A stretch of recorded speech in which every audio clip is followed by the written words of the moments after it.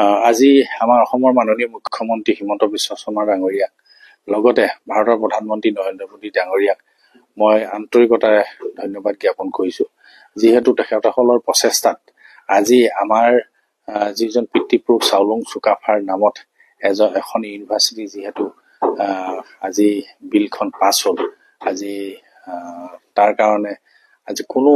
আমাৰ কোনো এজন বিধায়কে কোনো তাৰ প্ৰতিবাদ নকৰি আজি বিলখন সহজতে পাছ কৰাৰ কাৰণে মই সদনকো আজি মই সকলো সদস্যক মোৰ ফালৰ পৰা আন্তৰিক ধন্যবাদ দিছো, যিহেতু যিখন ইউনিভাৰ্চিটি আমাৰ সমগ্ৰ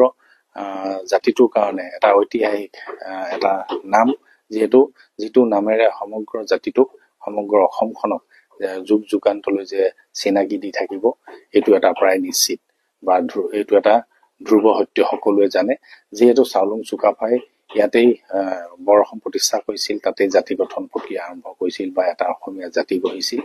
আৰু সেই জাতিটো কোনে গঢ়িছিল আৰু এই অসমখন কোনে গঢ় দিছিল, কোনে প্ৰতিষ্ঠা কৰিছিল, এই কথাখিনি হাজাৰ বছৰ পাছতো শিক্ষাৰ্থীসকলে অন্তত এইখিনি মনত পেলাব। গতিকে আজি পুনৰবাৰ মই আমাৰ মাননীয় মুখ্যমন্ত্ৰী মহোদয় আৰু ভাৰতৰ প্ৰধানমন্ত্ৰী নৰেন্দ্ৰ মোদী ডাঙৰীয়াক মই ধন্যবাদ দিছো।